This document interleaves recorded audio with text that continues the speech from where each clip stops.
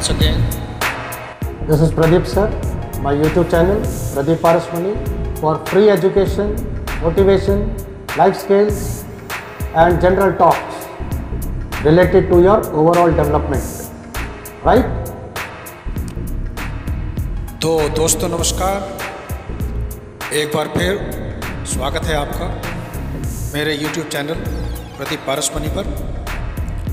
यहाँ मैं जीवन से जुड़ी बातें, लाइफ टॉक्स, कुछ मनोरंजक किस्से, थोड़ी सी एजुकेशन, इन सब के बारे में डिस्कस करता रहता हूँ। तो आप भी लाइवली रहना चाहते हैं, हैप्पी रहना चाहते हैं तो इस चैनल को सब्सक्राइब करें, लाइक करें और शेयर करें as much as possible, right? क्योंकि खुश रहेगा इंडिया तभी तो बढ़ेगा इंडिया। हमारे चारों तरफ अगर अच्छे लोग होंगे, खुश मिजाज लोग होंगे, तभी हम असली खुशी को महसूस कर सकेंगे। ठीक बात, राइट? तो आज जीवन की बातों में एक टॉपिक लेकर आया हूँ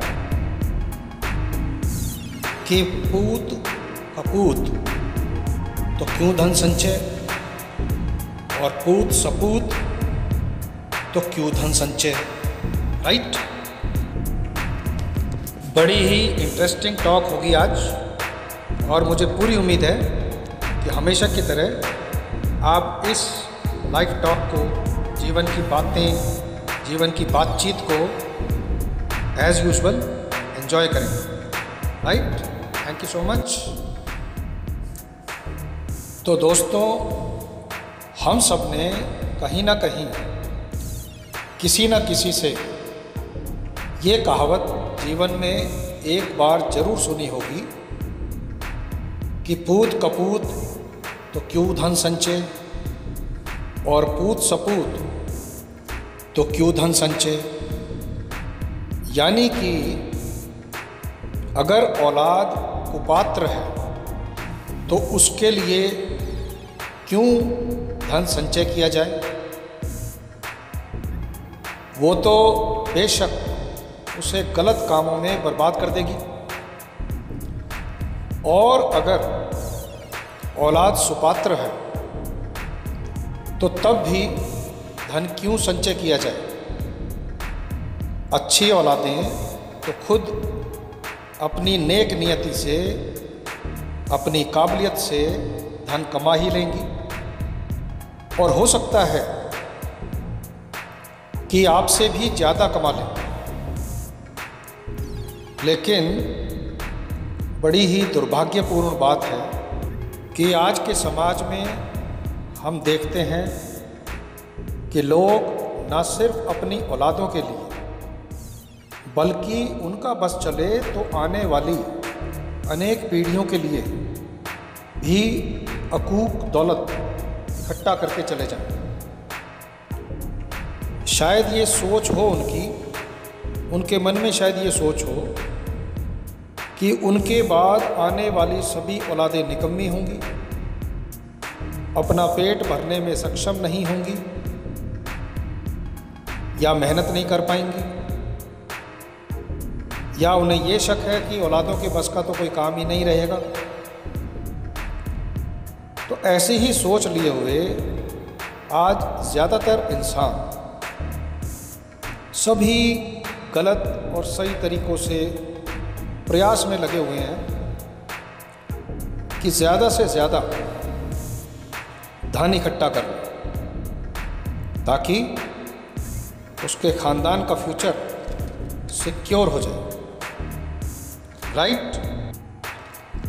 इन्हें शायद हर वक्त ये डर है कि पता नहीं कल क्या हो जाए, तो उनके बाद में उनके ख़ानदान का क्या होगा।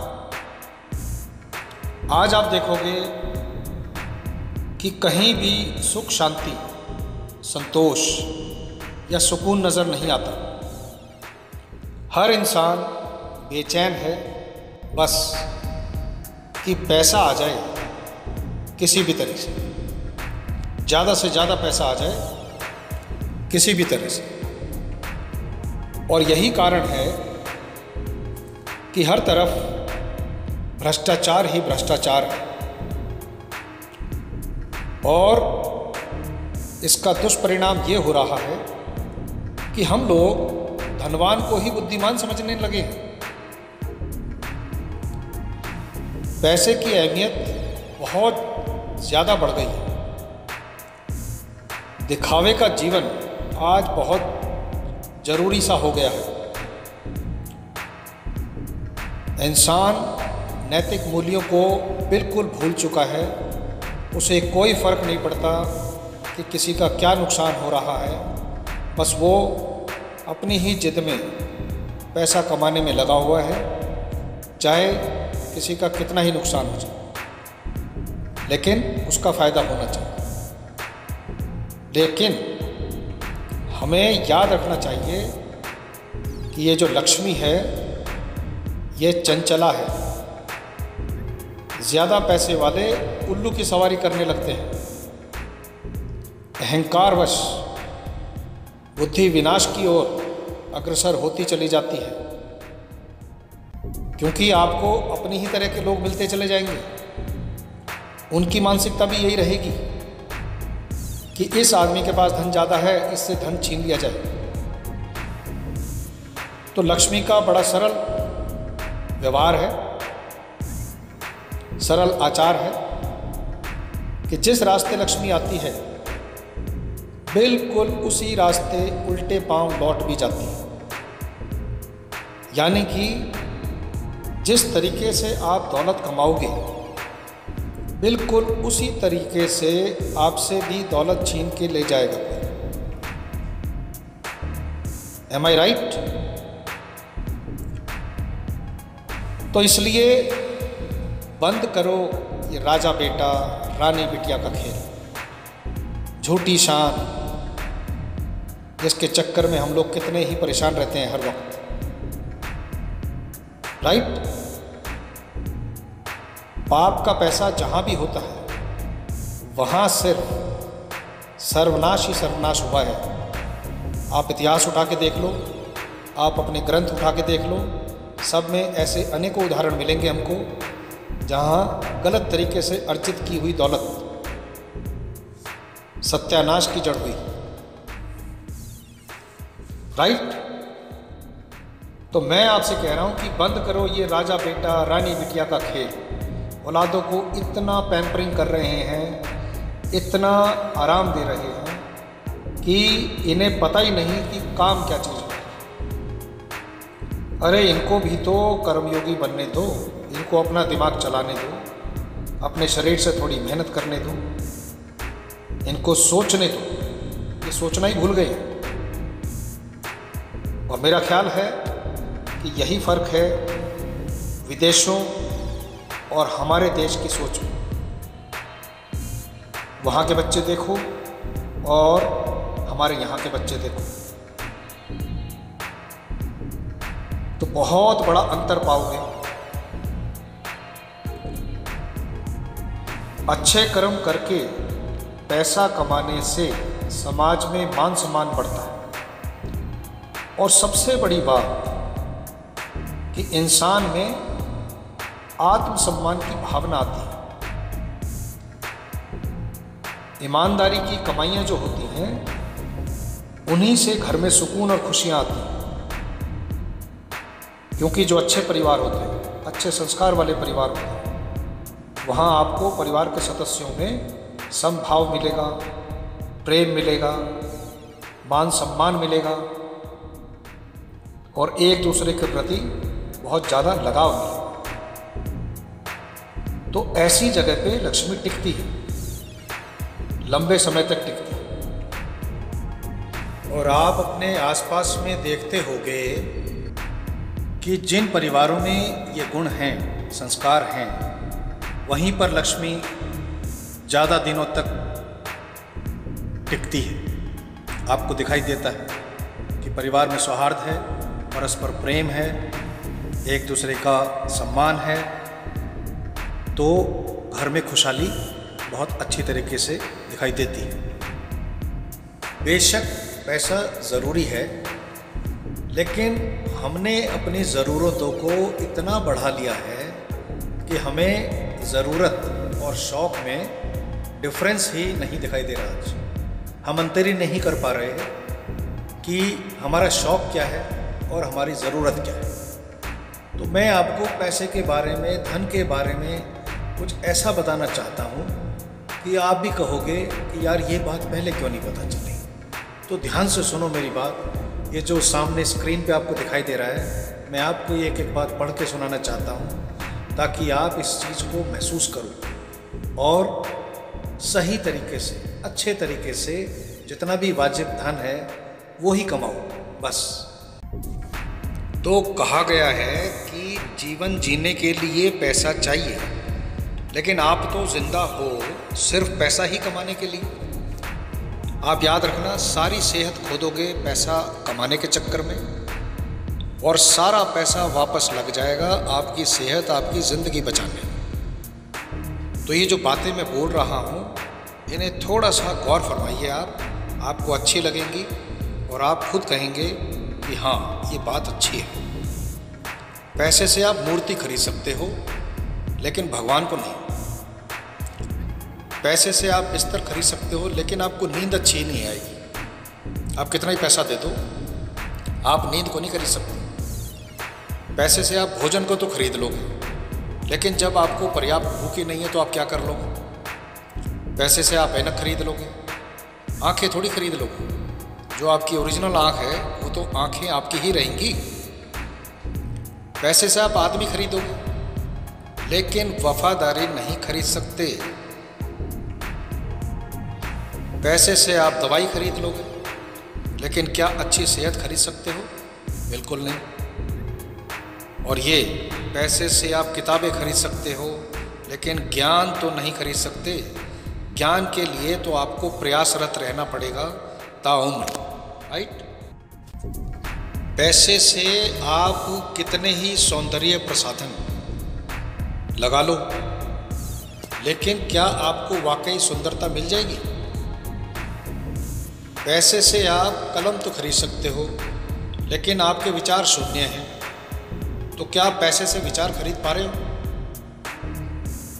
पैसे से आपने नौकर को खरीद लिया लेकिन सच्चा सेवक तो नहीं खरीद सकते।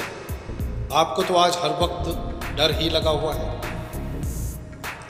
पैसे से आप औरत को खरीद सकते हो लेकिन पत्नी को तो नहीं। पैसे से आप शस्त्र को खरीद सकते हो लेकिन किसी भी हथियार को चलाने के लिए हौसला चाहिए। तो हौसला तो आप नहीं खरीद सकते पैसे से। पैसे से आप सुख साधन खरीद सकते हो लेकिन शांति और सुकून नहीं मिलेगा आपको। पैसे से आप शरीर को खरीद सकते हो लेकिन आत्मा को नहीं।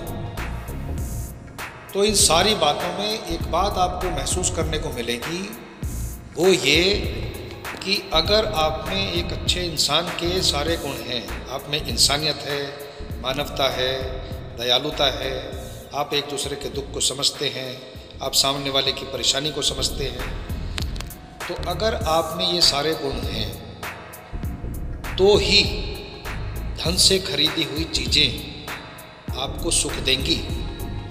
अदरवाइज बिल्कुल भूल जाओ कि आपने पैसा दिया और चीज़ ले ली और आपको सुख शांति या जीवन में कुछ आराम मिलने वाला है। बिल्कुल नहीं होने वाला ऐसा। आप कितना ही तर्क कर लेना, लेकिन मेरी बात याद रखना कि जब भी आप अकेले में शांति से, सुकून से बैठकर ये बात सोचोगे तो आप खुद ही बोलोगे कि हाँ, ये जो कुछ भी कहा गया है ये बिल्कुल सत्य वचन है और कटु सत्य है। औलादों को महंगी महंगी चीज़ें लाकर देने की बजाय उन्हें ज़रूरत का एहसास कराएं कि क्या चीज़ वाकई ज़रूरी है और क्या चीज़ हम शौक़ के लिए खरीद रहे हैं। क्योंकि बहुत बड़ा पैसा आज हम लोग शौक़ के ऊपर खर्च कर रहे हैं जिसका बाद में कोई भी यूज़ नहीं होता। एक इंस्टेंट ग्रेटिफिकेशन बोलते हैं इसको। औलादों की बेवजह की जो ख्वाहिशें हैं जो हम पूरा कर देते हैं, ये आगे जाके एक बहुत बड़ा नुकसान करती हैं, क्योंकि हमारे बच्चों को आज ना सुनने की आदत नहीं रही। इनको सब कुछ मिल गया, तो कल को अगर ये नौकरी में अपनी मर्ज़ी का काम ना कर पाएँ, अपने हिसाब से व्यापार ना कर पाएँ, अपने हिसाब से इनको कोई जीवन साथी ना मिले, तो ये तो कहीं एडजस्ट ही नहीं हो पाएंगे।